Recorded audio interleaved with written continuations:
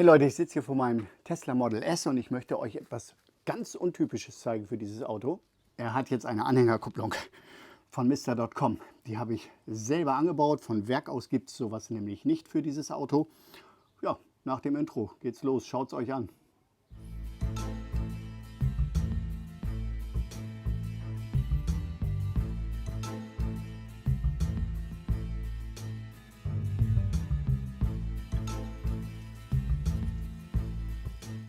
Hey Leute, herzlich willkommen auf meinem Kanal Ingos Tipps. Ihr habt es vom Intro schon gesehen, es geht um Anhängerkupplung. Das ist das Einzige, was mich an diesem Auto wirklich gestört hat. Ansonsten hat mich eigentlich gar nichts gestört, dass er werkseitig nicht mit Anhängerkupplung ausgeliefert werden kann und wird. Dann war ich letztens beim Tesla Center und dann stand da so eine Model X und das hatte halt eine Anhängerkupplung und dann habe ich gesagt, oh Mensch, schade, sowas hätte ich auch gerne. Und dann hat er mich verwiesen auf die Firma Mister.com. Mister.com habe ich euch unten verlinkt, offiziell von Tesla auch vorgeschlagen. Da kann man diese Anhängerkupplung Nachrüstsätze kaufen. Aktuell liegt das Ding bei 1.500 €, auch schon als ich es gekauft habe im letzten Jahr. Also für 1.500 € kann man seinen Tesla nachrüsten. Ich mache das natürlich selber, kennt ihr mich für. Ja, die Stoßstange ist schon ab. Warum ist die Stoßstange ab? Weil ich sie mir so ein bisschen kaputt gefahren habe. Das ist ein gesondertes Video, das ist schon draußen. Ich verlinke es euch oben im Eck. Da könnt ihr sehen, wie die Stoßstange abgebaut wird. Das wollte ich in diesem Video dann nicht noch einmal doppeln. Ja, es ist also ein riesen Träger dabei. Dieser Träger hier wird dieses Teil hier ersetzen. Das baue ich dann also als nächstes ab. Dann ist die abnehmbare Anhängerkupplung dabei. Hier richtig schön, super stabil mit Schlüssel zum Sichern. Natürlich auch ein kompletter Elektrokabelsatz ist dabei. Diverse Teste, Festigkeitsgutachten, Testberichte, ja, Gutachten auch eben dabei. Man muss danach natürlich beim TÜV vorstellig werden, logisch. ABS gibt es, ABE, Allgemeine Betriebserlaubnis. ABE gibt es dafür nicht. Also wenn ich es angebaut habe, muss ich einmal zum TÜV. Aber wie gesagt, das Gutachten für die Abnahme ist dabei. Also es ist soweit alles komplett. Entweder lässt man es machen oder man macht es selbst. Gut, tauschen wir das mal aus.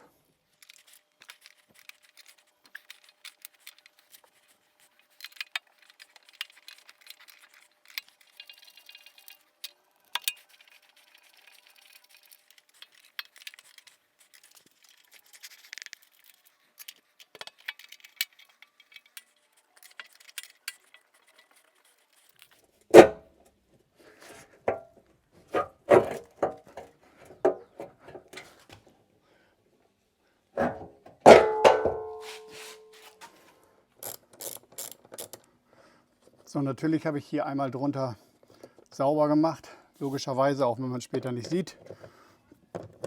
Jetzt müssen wir diese Antenne hier abschrauben. Hoppala. Sie aus der Halterung nehmen.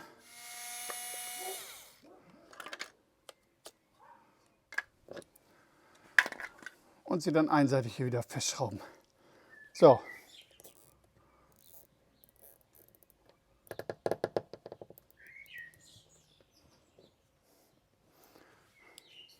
Als nächstes entfernen wir dann hier die 4 unter der Stoßstange befindlichen Muttern.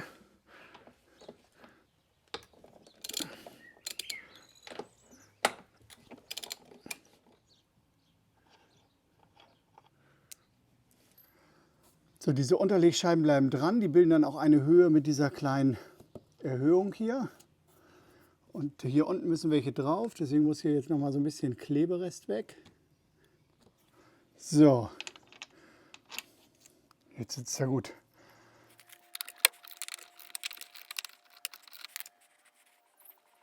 Hier auf der anderen Seite. Und fertig. So, jetzt soll er da drauf passen. Bin mal gespannt. Ja, was für ein Wunder. Er passt. So, jetzt kommen natürlich auch die anderen Muttern wieder zum Einsatz, die ich vorher abgeschraubt habe. So, jetzt richte ich ihn mittig aus.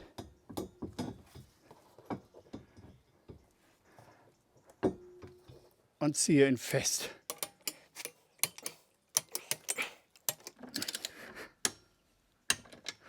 So, jetzt muss natürlich hier unser Aufnahmeblock dran für die Anhängerkupplung. Parallel dazu muss der hier auch ran. Ich versuche das mal.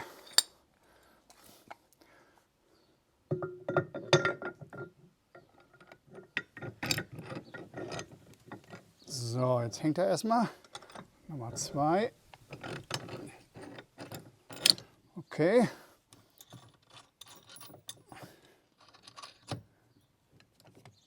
Jo, der letzte, der müsste sich eigentlich direkter verschrauben lassen.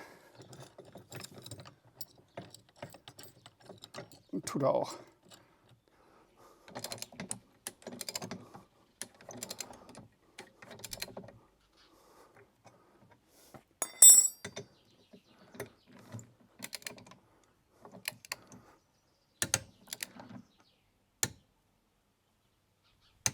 So, das sieht doch mal gut aus. Würde ich sagen, machen wir mal den Anhängerkupplungscheck.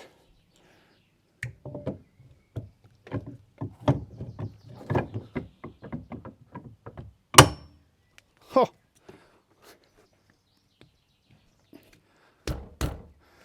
Jo.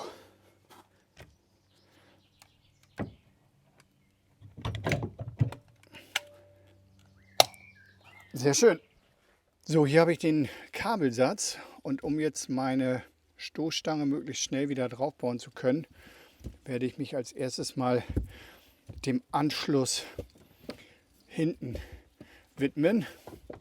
So, dieser Kabelsatz muss hier an dem Träger vorbeigeführt werden.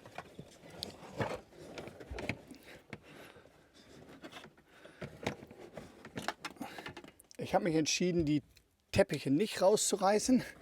So, wenn ihr jetzt diesen Teppich hier hoch macht und dann darunter dieses blaue Filzzeug, dann sehen wir hier ein Alu-Pimpf. Das ist der Durchgang nach draußen. Da kommt jetzt ein kleines Kreuz rein.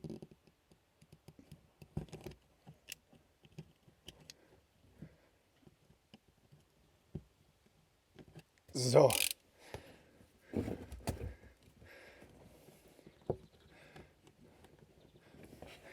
Ich schiebe da erstmal alles durch. Bin sicher, ich kann auch wieder was zurückziehen, aber erstmal geht da alles rein.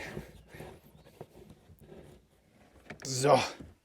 So, das ist jetzt gar nicht weiter beschrieben, aber ich habe das Kabel jetzt erstmal hier hingeführt. Ich werde es an den bestehenden Kabelbaum machen. Und ja, diese Dose ist noch zu. Der hier kommt da ran. Das heißt, ich muss jetzt erstmal hier an der Seite die Öffnung schaffen.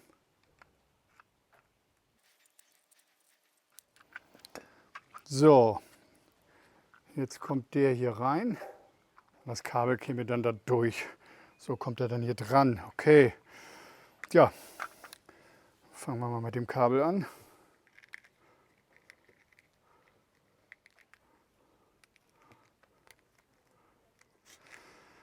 So, da sind sie.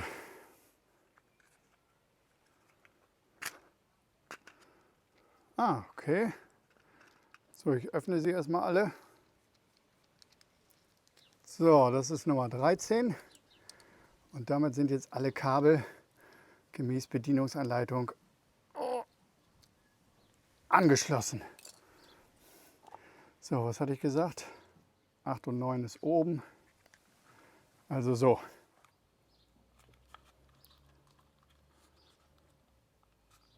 Jetzt habe ich das soweit dran, habe auch die Schrauben durchgesteckt, habe hier auch noch mal einen Kabelbinder drum gemacht.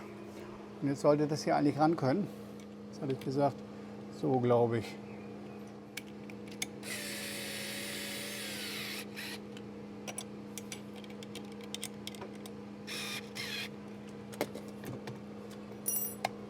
So, jetzt ist das alles perfekt dran.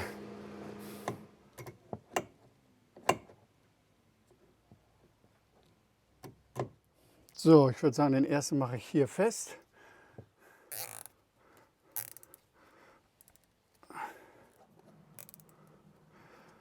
Dann hier. So, und hier gehe ich an die bestehende Verkabelung mit ran.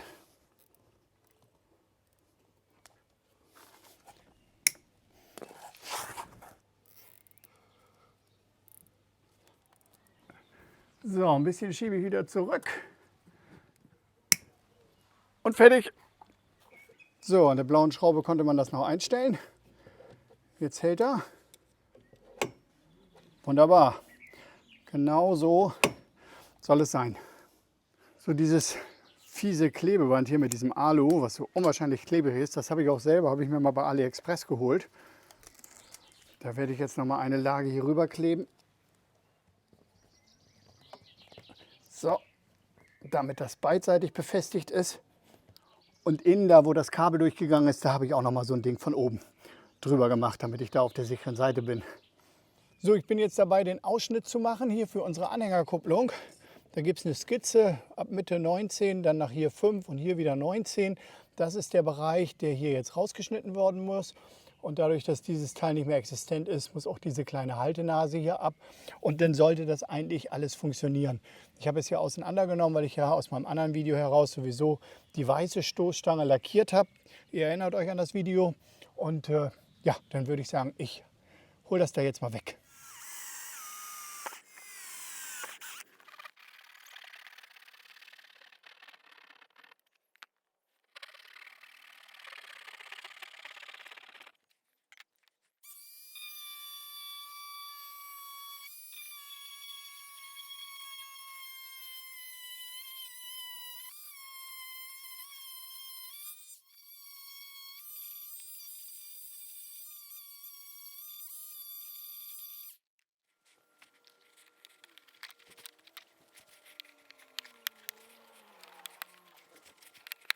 So, nachdem wir nun eigentlich alle mechanischen Arbeiten erledigt haben, steht uns natürlich noch das elektrische Teil bevor.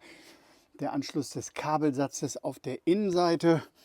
Einige Sachen sind ja hier schon raus. Das kennt ihr aus dem anderen Video, wo ich die Stoßstange gelöst habe.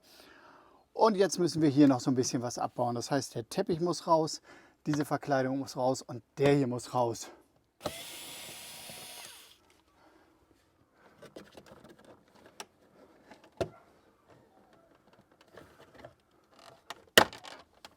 So, hier war eine Schraube unten.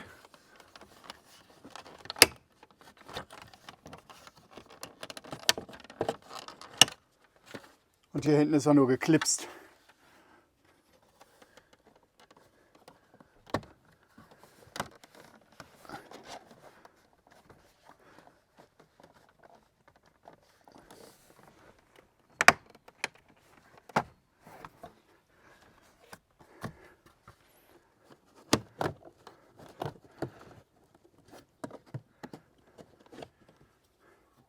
Hier oben haben wir dann wieder so einen kleinen Clip.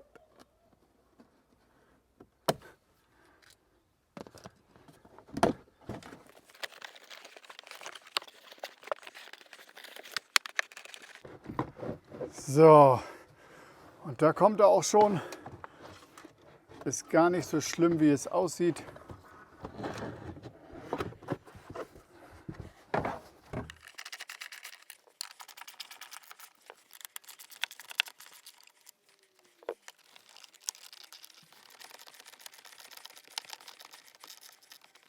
So, 4 Schrauben für diese Verkleidung. Ich hoffe mal, dass es das war.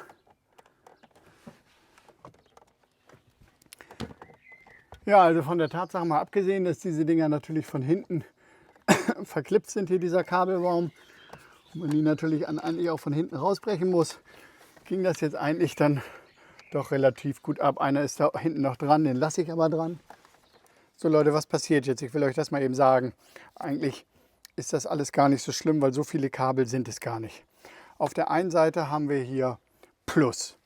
Plus kommt an dieses graue Kabel hier aus diesem schwarzen Stecker. Da wird es angeklemmt. Da habe ich schon eins dran, wie ihr seht, weil ich ja auch schon meinen Subwoofer verbaut habe und ich hatte ja auch mein Fahrtenbuchmodul hier drin. Das heißt also, ich muss es jetzt hier nicht nochmal anklemmen. Ich gehe einfach hier an die Vego-Klemme und hole mir den Plus. Dann kommt die Masseleitung, die kommt direkt hier hinter die Schraube, wird dann dahinter geklemmt. So, dann haben wir Plus und Masse schon mal angeschlossen. Dann haben wir hier ein Kabel für die Nebelschlussleuchte. Ja, ist ein bisschen paradox, weil mein Anhänger hat gar keine Nebelschlussleuchte, aber ich könnte mir vorstellen, dass die das beim TÜV eben überprüfen. Die haben bestimmt so einen Adapter, den sie da reinstecken. Nur deswegen mussten wir diesen ganzen Klumpatsch abbauen, weil in diesem Kabelbaum nach oben ist nämlich hier ein graues Kabel. Das wird einfach aufgetrennt und dieses hier ist es. Dieses hier kommt dann quasi in die Auftrennung dazwischen. Die eine Seite führt nach oben, die andere Seite führt nach unten. Das muss ich gleich erstmal ausprobieren, muss ich mir eine kleine Nadel holen und muss da erstmal anstechen und mit dem Voltmeter überhaupt überprüfen, sicherheitshalber, ob ich überhaupt die richtige Leitung habe, bevor ich die kappe und hier anschließe. So, und dieses Ding hier kommt an den CAN-Bus ran. Der CAN-Bus-Stecker liegt bei mir hier frei, weil ich ja kein elektrisches Hebesystem von Haus aus habe. Wenn man also schon ein Liftsystem von Tesla aus verbaut hat, dann steckt der halt einfach da drin. Und da haben wir dann die Leitung 3 und 13. Das ist ein braunes und ein braun-weißes. Und hier habe ich auch ein braunes und ein braun-weißes. Da kommen die einfach parallel dran. Also im Grunde genommen schließe ich 6 Kabel an. 2 Kabel für CAN-Bus, 2 Kabel für Nebelschlussleuchte, Plus und Minus. Ja, dann suche ich mir nur noch einen geeigneten Platz und stecke dieses Steuermodul da rein und befestige das, und dann sollte es das schon gewesen sein. Der Sponsor des heutigen Videos ist die Firma WaterID GmbH. Diese Firma beschäftigt sich seit Jahren mit der Wasserpflege und mit der Wasseranalyse. Und sobald ihr draußen etwas stehen habt, was annähernd Pool ist, solltet ihr euch unbedingt mit den Produkten dieser Firma auseinandersetzen. Das geht los mit dem minimalistischen Kit, was ihr unbedingt haben solltet, damit ihr da nicht im Blindflug durchgeht. Dieser optische Tester mit Tabletten könnt ihr pH-Wert und Chlor mitmessen. Etwas weiterführender ist dann hier dieser Flexi-Tester. In der Grundausstattung im Lieferzustand kann der auch nur pH und Chlor machen, aber ihr habt hier diese Parameter-Sticks, damit fällt das Ablesen auch um Längen einfacher und ihr könnt euch Parameter-Sticks dazu holen. Letztendlich könnt ihr dann bis zu 32 Wasserwerte mit diesem Gerät messen. Das Ende der Fahnenstange ist dann dieser PoolLab 1.0. Den benutze ich selbst, bin höchst zufrieden damit. Der misst das alles elektronisch, arbeitet auch mit Tabletten, überträgt es direkt aufs Tablet oder aufs Handy und er sagt euch sogar, wie viel ihr dazu tun müsst, damit euer Wasser wieder in Ordnung ist. Zu dem Gerät habe ich ein kleines Tutorial über Anwendung und Nutzung auf meinem Instagram-Kanal zur Verfügung gestellt. Alles über diese Firma, alles über die Produkte findet ihr unter dem Video. Vielen Dank an WaterID, dass ihr das Video ermöglicht habt. So, mit Masse habe ich mal angefangen, das war ja einfach.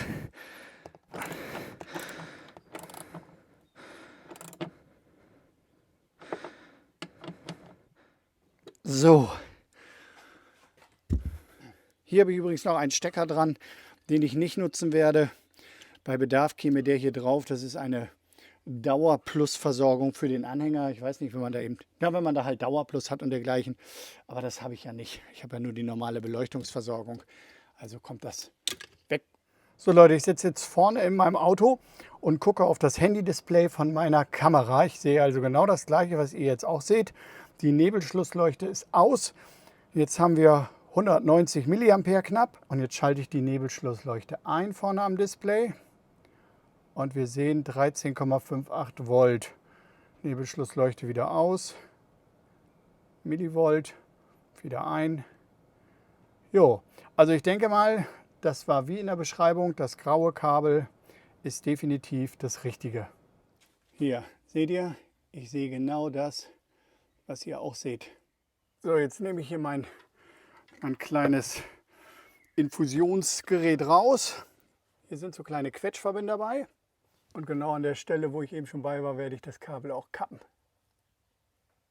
Zack. So, das Grau-Weiße dieser beiden soll nach oben führen. Das hier ist oben. So, ganz einführen. Alles klar, beide sind bis zum Anschlag drin. So, zusammendrücken, bis Fett austritt. Das ist Fett. Und das grau-blaue Kabel, das geht nach unten. Auch gequetscht. So, nochmal genau inspizieren. Die gehen bis zum Ende durch. Und die sind richtig schön drin. So, werde ich das hier jetzt wieder ordentlich machen.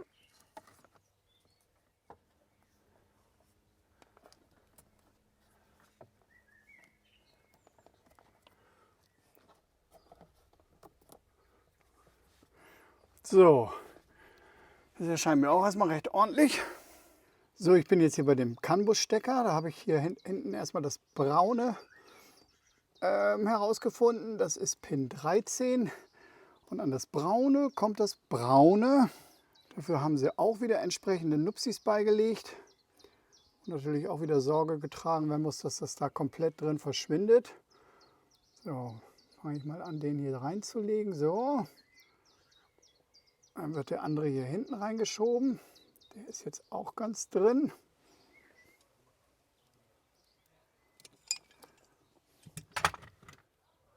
Ja, das sieht soweit gut aus. So, parallel dazu ist hier vorne dann gleich das andere Kabel, das braun-weiße von Pin 3, welches dann natürlich auch hier an das braun-weiße kommt. So, kleiner Kontrollblick. Aber es sieht wirklich bei beiden gut aus.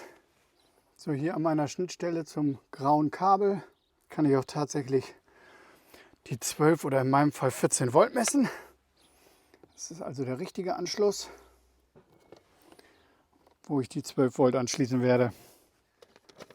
Natürlich sind hier auch so Quetschverbinder dabei, mit denen ihr das Pluskabel natürlich direkt hier an diese Leitung anschließen könnt. Aber dadurch, dass das bei mir ja schon im Vorfeld mal passiert ist, entscheide ich mich natürlich jetzt für die einfachere Lösung und nehme einfach meine vorhandene frühere Vago-Klemme. Vago. So, dann ist jetzt alles soweit angeschlossen. Dann werde ich jetzt einfach mal das Kästchen aufstecken. So, eine kleine blaue Lampe leuchtet schon mal. Das ist ja schon mal super.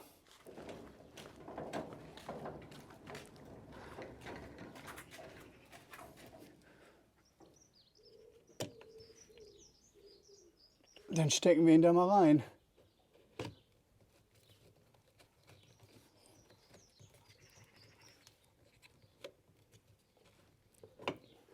Und schauen mal, was so passiert, wenn wir uns ins Auto setzen und ihn einschalten. Ha, die Bremslichter gehen, ich werde verrückt. Normales Licht geht auch. Machen wir das Licht nochmal aus. Licht wieder an. Bremslicht. Blinker links. Wow. Blinker rechts. Warnblinker. Ja, kann es besser sein, als wenn auf Anhieb irgendwas funktioniert. Besser geht doch gar nicht. Den bauen wir mal wieder zusammen. So, als erstes presse ich hier die Kabelbaum-Haltenasen wieder rein.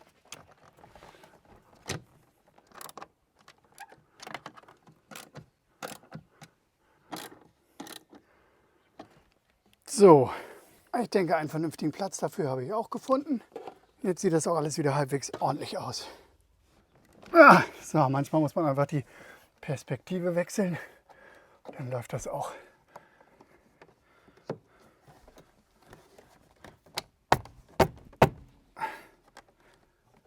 Wunderbar.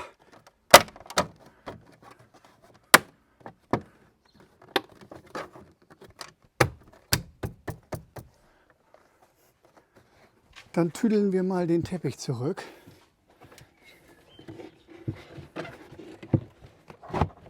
So, was sich als erfahrungsgemäß immer gar nicht so einfach darstellt. Da war ich wohl zu früh. Der muss hier ja noch mit der kleinen Nase fest. Ich Dussel.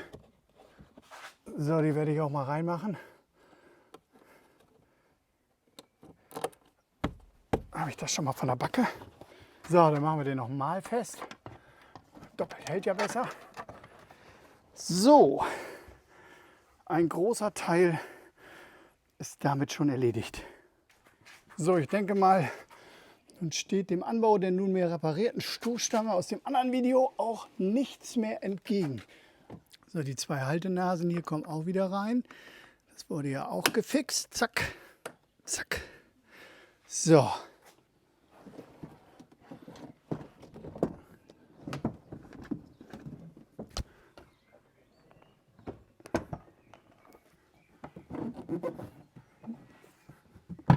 So, damit mir das nicht abrauscht, setze ich hier mal die Muttern drauf.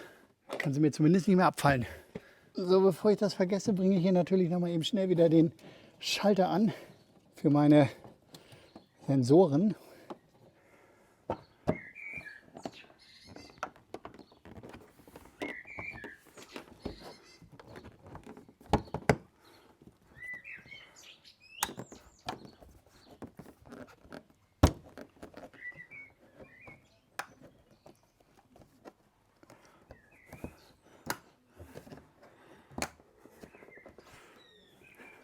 Ja, oben sieht das ja jetzt schon wieder ganz gut aus. Dann würde ich sagen, kletter ich mal drunter. So, das war die letzte Schraube am Unterboden.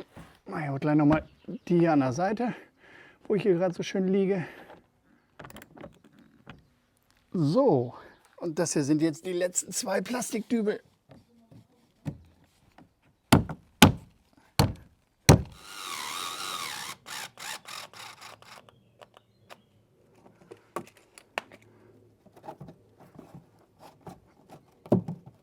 So, das war die letzte.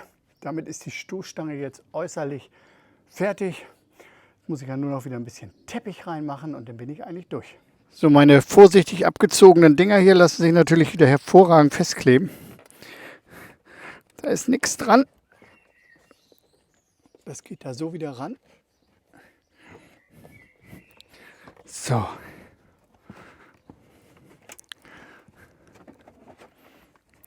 So, jetzt kommt der Teppich da wieder rein. So, das wirkt jetzt recht passend. Dann drücke ich mal die Plastiknupsis wieder rein.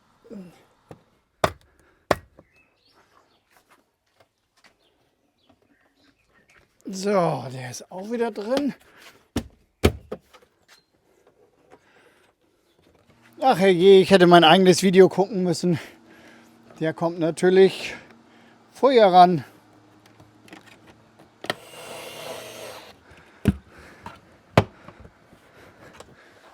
So, dann bringe ich hier nochmal den Aufkleber an mit der Anhängelast. Jetzt ist das alles fein schick.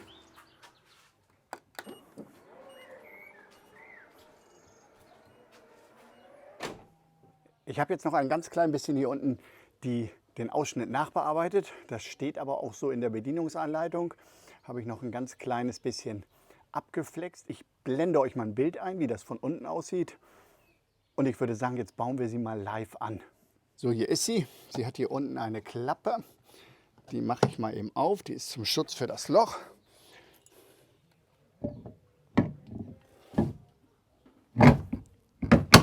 Zack. Abschließend fertig. Und die Buchse ausfahren.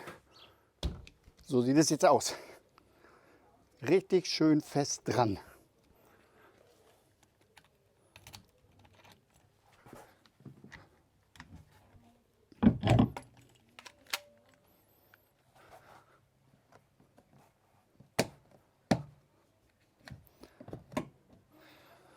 Ja Leute, ich fand, das ist ein echt super Projekt gewesen. Ich habe in meinem ganzen Leben noch keine Anhängerkupplung verbaut. Das ist jetzt meine erste von, wie gesagt, Mister.com, unten verlinkt. Es hat super funktioniert. Ich finde, das ist ein qualitativ hochwertiges Teil. Kam sofort mit der Anleitung zurecht. Funktionierte gleich alles. Letztendlich waren es 6 Kabel. Das Einzige, was genervt hat, war so diese Teppichrauszieherei. Aber ansonsten bin ich wirklich begeistert. Habe am Anfang ein bisschen Schiss gehabt, aber jetzt im Nachhinein muss ich gestehen, alles super. Schreibt mir doch mal in die Kommentare, ob ihr eure Anhängerkupplung auch selber anbauen würdet oder lieber nicht.